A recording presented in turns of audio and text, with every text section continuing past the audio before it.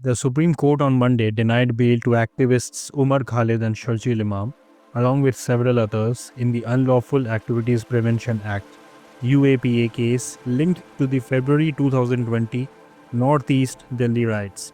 The apex court had reserved judgment on the matter on December 10, 2025, following extensive hearings that spanned several weeks. The bench of Justices Arvind Kumar and N.V. Anjaria was hearing the petitions filed by Khalid, Imam, Gulfisha, Fatima, Miran, Heather, Shifa ur Rahman, Shadab Ahmad, and Muhammad Salim Khan. The petitioners had challenged a September 2, 2025 order of the Delhi High Court that denied them bail in the alleged larger conspiracy case. First things first, this is an extremely crucial verdict that the Supreme Court has given with respect to Islamic militants like Sharjeel Imam and Umar Khalid. These two have been romanticized by the left liberal complex that seeks to celebrate anything remotely anti-Hindu. So any news article related to these two terrorists becomes important automatically. So let's discuss the self-proclaimed revolutionary, the JNU alumni, darling of our beloved liberals and client of Kapil Sibal, Umar Khalid. The bail application of this vermin has once again been denied by the Supreme Court of India. In an even larger news, it has now been established that he and several others were not only involved in the larger conspiracy related to the 2020 Northeast Delhi anti-CAA riots, but were also managing and organizing Muslim mobs to attack and block essential supplies in and around Northeast Delhi during that time. The Supreme Court has prima facie found sufficiently engaging evidence to prove that Umar Khalid and Sharjeel Imam were indeed involved in the 2020 Delhi riots. Now, as usual, leftist whitewashing and moral chest thumping have started. This is what they always do. Right from staging protests for Gaza and Palestine to standing up for even Venezuela, the left has mastered the art of being irreconcilably stupid. The fact that these creatures share the same passport as ours should actually concern us. Anyone shedding crocodile tears for Umar Khalid and Sharjeel Imam should look at the tears of the mother of IB officer Ankit Sharma.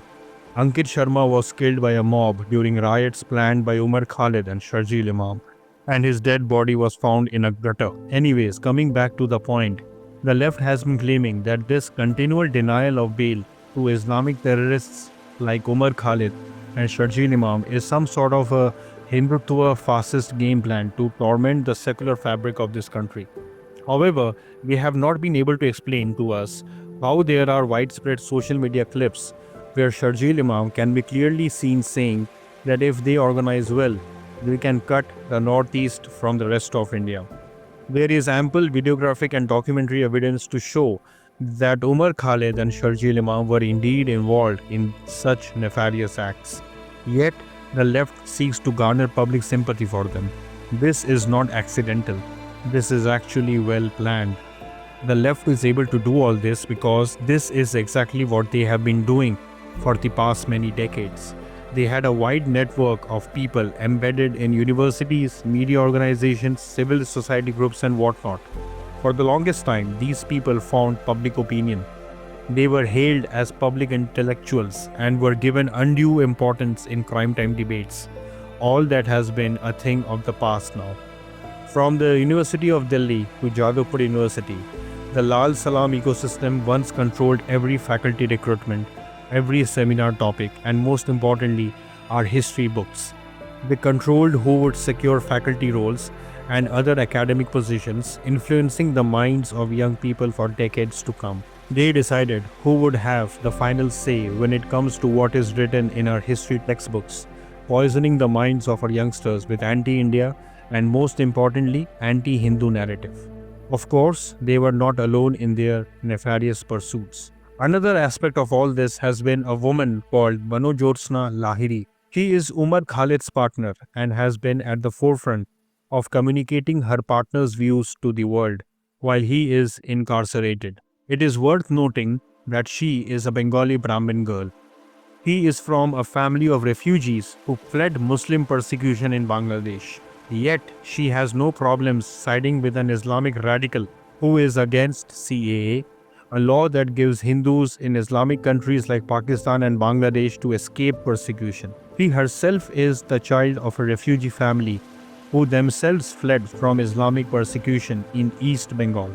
And after coming here, they have surrendered themselves to the tide of so-called universal humanism. But still, she has ended up being the girlfriend of a militant. Sometimes it seems we Bengali Hindus are the most unfortunate community in the world. We Bengali Hindus can clearly see Palestine, Cuba, and Venezuela, but we are unable to speak about the Islamic persecution in Bangladesh for a long time, the very country from which we ourselves had to flee. We always place Islamic fundamentalism and Hindu fundamentalism on the same scale and consider ourselves intellectuals. Yet, we never acknowledge that even a minority of Muslims could drive Hindus out of Kashmir, could burn Hindu homes in Murshidabad, or could openly threaten Hindus in Hyderabad, showing what they might do if the police were withdrawn. We fled because of Islamic persecution, yet we try to hide our own history of suffering. We are truly self-destructive. I wouldn't call this Stockholm Syndrome.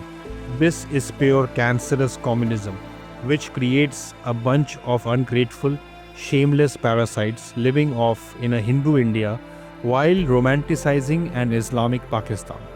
Bengalis have been drugged with this communism since the Communist Party came to power in 1977. They not only dismantled the industrial production base of Bengal, one of the highest until that time, but also installed a totalitarian and ruthless government that started interfering in the daily lives of the public, effectively creating a party society. This party society controlled and dominated every aspect of public life, especially that of the Hindus. Since Hindus were labeled oppressors and Muslims were labeled oppressed, the systematic brainwashing of the Hindu populace became a norm under the new communist government. This is perhaps the beauty of communism. Just like Islam, it has defined the world divided into two broad camps, that is, the oppressor and the oppressed. This model, however, needed to fit into Bengali society. So who became the oppressors? Hindus. And who became the oppressed? Muslims. We can go on with what communism did to Bengal, but we will halt here. We will delve into the details of Bengali communism in the future, but for now, let us return to the topic at hand. The point to be noted here is the umbilical cord that connects communism with Islamism. That has been the Achilles heel of Hindus for centuries, but to their utter dismay, Hindus have not been able to recalibrate their attack on these anti-civilization forces. Hindus have confused inaction with good behavior, and this good behavior of Hindus will cost them dearly. Amid all this, we need to congratulate the Supreme Court of India. Among many despicable things that they have done in the past few years, this is one case that the Supreme Court has taken the game away from the Islamists. By denying that monster bail and openly saying that there is prima facie enough evidence to suggest that Umar Khalid and Sharjeel Imam played an active role in the planning and plotting of the anti-CAA 2020 Northeast Delhi riots, the Supreme Court has given a body blow to our beloved liberals and their terror sympathizers.